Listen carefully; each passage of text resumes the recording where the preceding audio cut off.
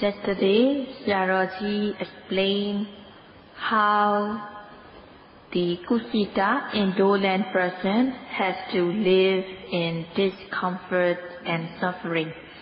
So Sayadaw explained briefly. A Kusita person, indolent, lazy person, is covered, mixed, and tangled with the three kinds of wrongful thoughts, three kinds of mithya vitaka, wrongful thoughts. Lack of control in eye, ear, nose, tongue, touch, and so on. One does not have protection. One does not have protection or blockage due to lack of mindfulness. So when mindfulness is absent, when there is no mindfulness, then the behavior in body, speech, and mind of this indolent person will not be clean, it will be impure. His or her moral behavior will be degrading because she indulges in bodily misconduct, killing, stealing, having sexual misconduct, the three bodily misconduct, and the four kinds of verbal misconduct, lying, slandering, harsh speech, senseless talk, and also in the three kinds of mental misconduct, mental misconduct, wanting to take others' belongings by force, wanting others to die or to be destroyed, and also having wrong view that good action does not bring good results, bad action does not bring bad result. So one will commit the three kinds of bodily misconduct, four kinds of verbal misconduct, and three kinds of mental misconduct due to lack of mindfulness, due to lack of protection. And especially there can be wrong belief, believing that after death there will be nothing more. So it is Ucceda Ditti or annihilation belief. So because the person, body, speech and mind is impure, one will end up doing all these transgressions. So this happens because of lack of protection by mindfulness. His or her body, speech and mind becomes impure because of lack of protection by mindfulness. So this person is morally degraded and his or her livelihood will be bad.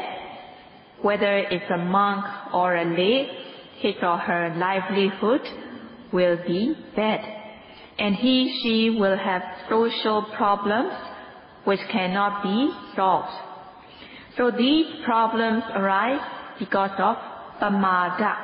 Paṇḍitā means negligence, heedlessness, failure, not exerting effort. So lack of effort, there is no courage to refrain from things that should be refrained, and no courage to perform good deeds. So having no courage at all, or having very less courage in order to refrain from things that should be refrained, and having no courage to do things that should be performed. Even though one lacks courage to refrain from things that should be refrained, having no courage to perform that should be performed, but he, she is very daring to do unwholesome things by body, speech and mind. So the person becomes a daredevil, so daring to do misconduct by body, speech and mind. So this kind of person, if he is a monk or if he, she is a lay, this person will be like a dirt in other people's eyes because his or her behavior is very irritating to others, just like a dirt irritates the eye. So other people will be cross with them. Other people will be cross with him or her due to his or her misbehavior. So that's why this person is called a kusita person, the one who is worthy of swearing, cursing due to his or her detestable behavior. So this person is blamed by others because he, she does not get genuine benefit by lack of effort. So this person is inferior, blameworthy person who does not put effort, who is cowardly to refrain things that should be refrained, who is cowardly to do things that should be performed. So this person is blamed by others as a moron, a degraded person, inferior person. So this person in Pali is called kusita. So one may first think that defining this indolent person is too exaggerated, but in fact it is not, because he, she deserves all this blame and criticism by others as a moron or morally degraded person who does not put effort. So if one looks at the explanation in the commentary, the commentator has supported the Buddha's teaching. So reading what is explained in the commentary, one will have faith and confidence that what had Buddha taught is really correct. There is no exaggeration, but these bad consequences will really happen to the person who is lazy and indolent. So there will be impureness, the body, speech and mind, impure, and one will end up doing transgression. And if one does not control the eye, ear, nose, mouth, body and mind with mindfulness, leaving the mind go free on the senses, looking whatever one wants, looking, hearing, smelling, tasting, enjoying the touch of opposite sex and so on. So one lets oneself free on these senses without any control, not thinking whether it is lawful or unlawful, beneficial or not beneficial, beneficial or harmful, suitable or not suitable, not thinking, not having prudence to differentiate what is right and wrong, then one does not control oneself. One doesn't control oneself, and even if others try to convince him to do good things, then he, she thinks it is tormenting or she will think it is tormenting when others try to control them. So it is what is happening nowadays.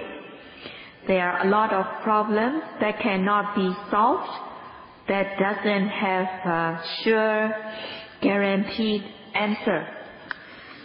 If one does not know one should be mindful, then there will not be mindfulness, so there will not be protection.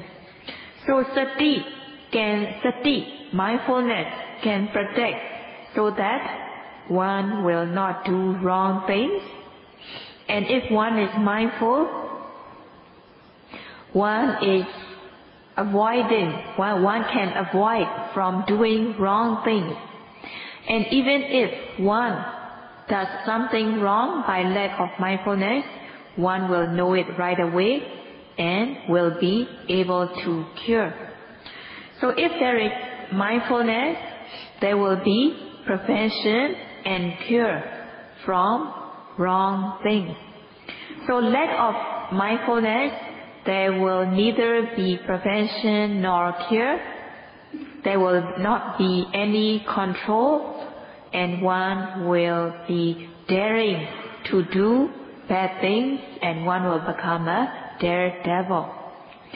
So at times, one indulges in extreme form of lobha, greed, and there will be selfishness. If there is selfishness, it is obvious that she does not want the welfare of others. And there will not be metta, loving kindness. One does not take any interest in other people's welfare. And then one does not want to see, or one is envious when she sees others' success. So if it happens, there will not be patience, forgiveness, or sacrifice.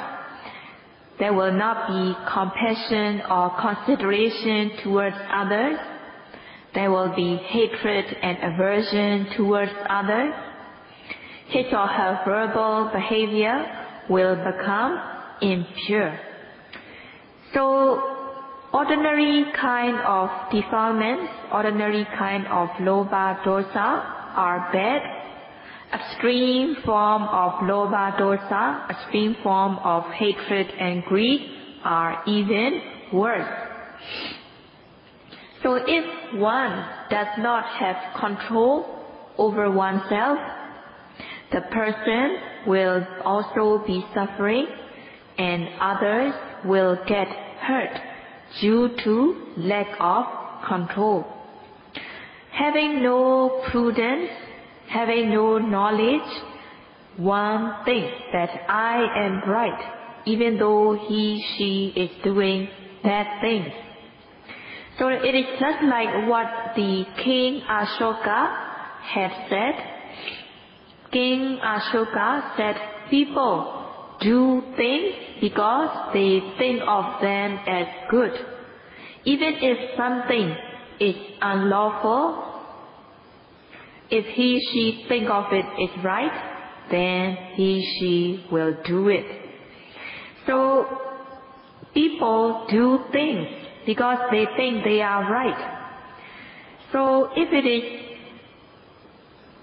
is a good thing, then it is okay.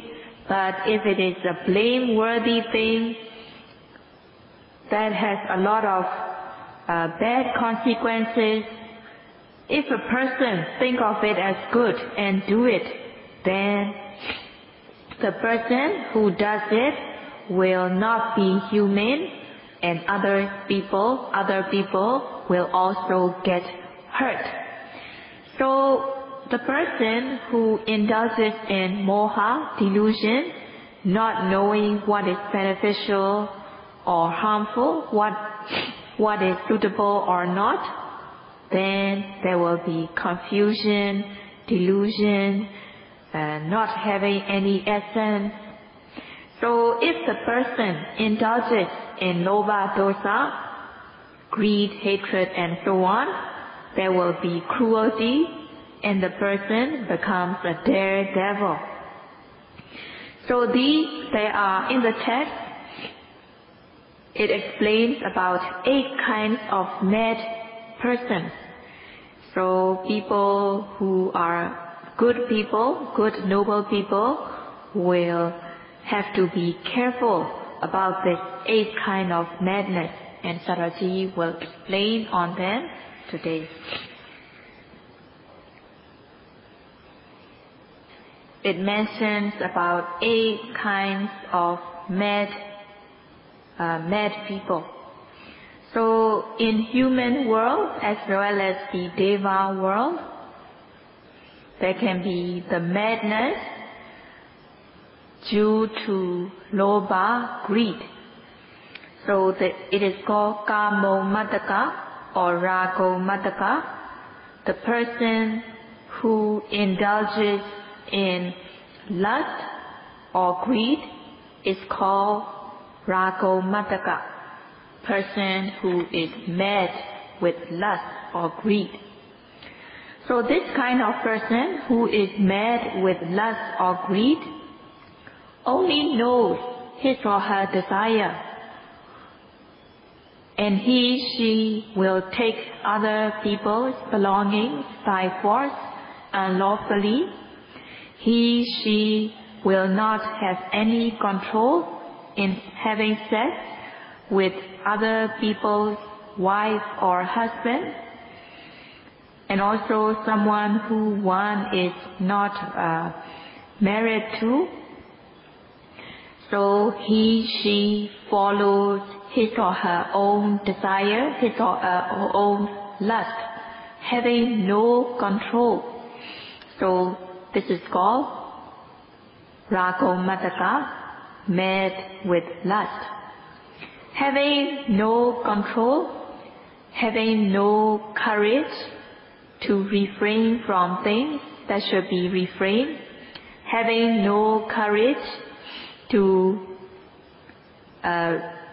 stay away from things one should not do.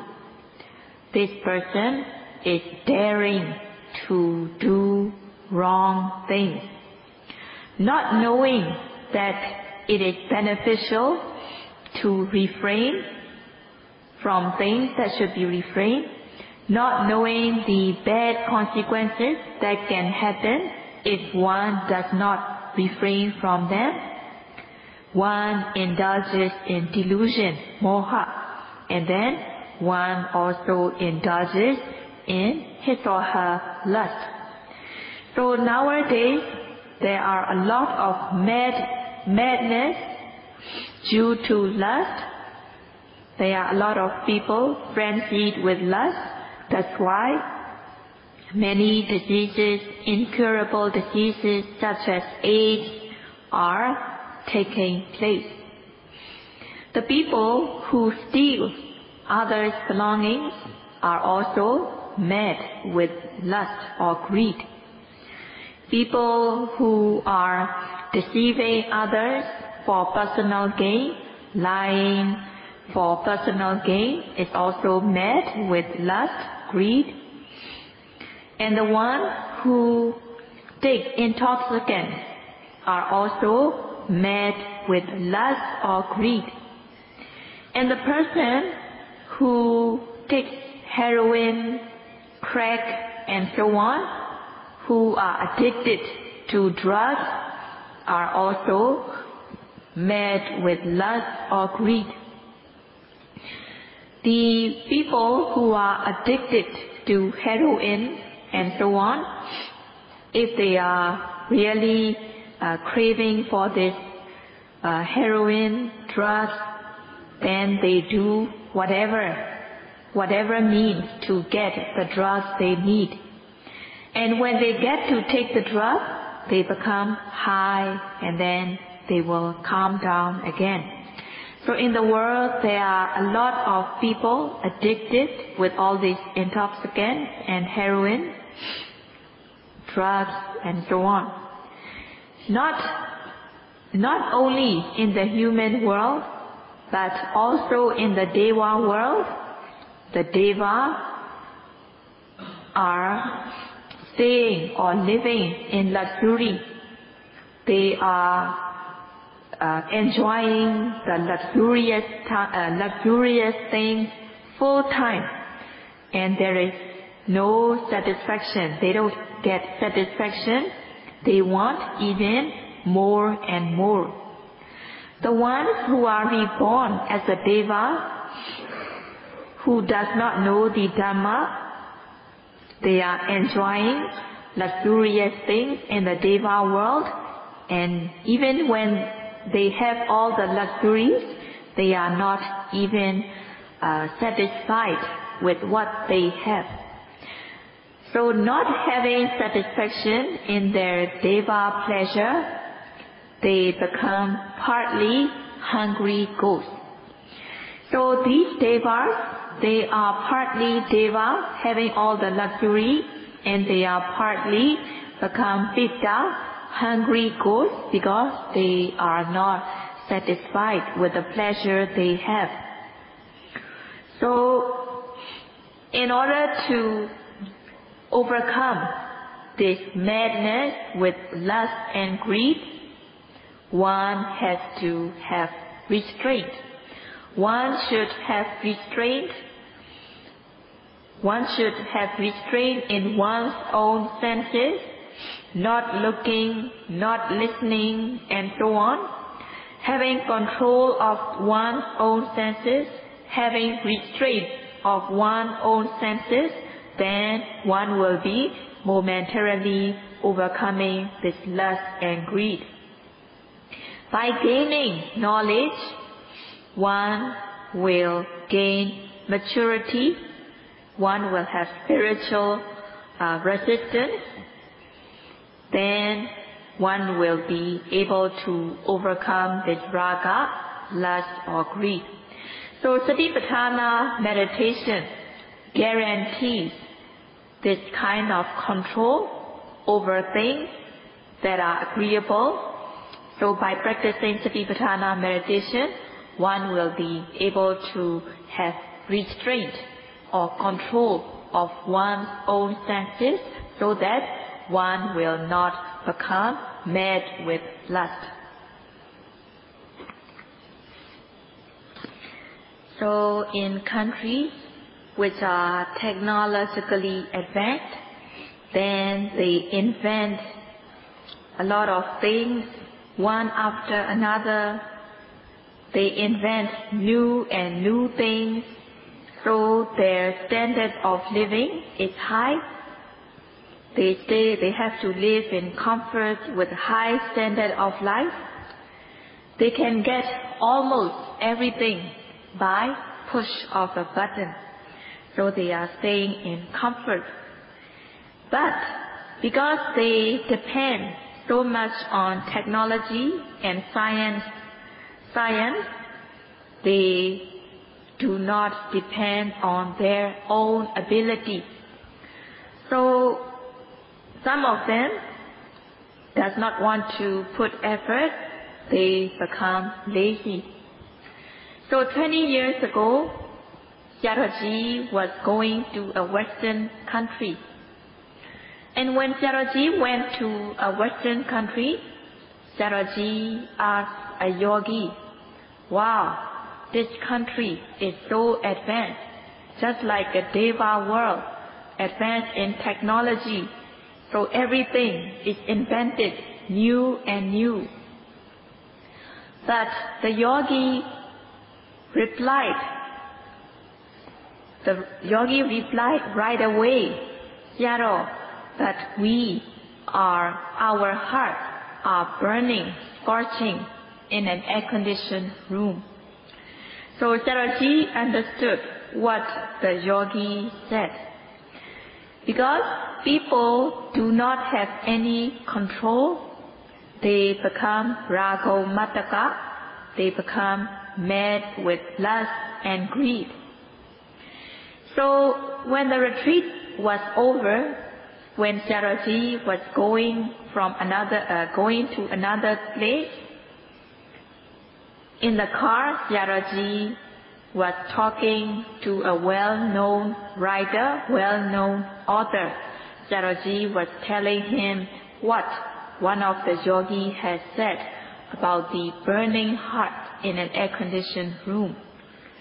So this writer, this author, said, that yogi is not the only one. All of us are having burning heart in an air-conditioned room. Because people are not content with what they have. They are not content in their sensual pleasure that they are getting, so they are becoming hungry ghosts. So it is just like what the text has said about Paṇḍitā Sayadaw. Because people are not satisfied or content with whatever they have with sensual pleasure, they are partly human beings, but partly hungry ghosts, because they cannot be content with what they have, so they indulge in lobha, greed, and they become mad with lust and greed. In a human society, there are rules and discipline, and there are things that are lawful. So by having sex with someone who is married, it is lawful, it is permitted by law, and others also accept it. But if one is not satisfied with its sensual pleasure with someone who one is married to, if she seeks sex at other place rather than his or her spouse, then there can be many problems. And she will be reborn inferior in the next life. So nowadays, there are people who are sexually disoriented, even though one is a man, but he is gay. And this is the bad consequences. This is the bad consequence of letting one's mind go free on unlawful things. So nowadays there are gay society. They indulge in their wish in the wrong way, and then they end up being afflicted with an incurable disease and so on. So nowadays there are a lot of social problems due to wrongful action. These come as bad consequences of doing wrong.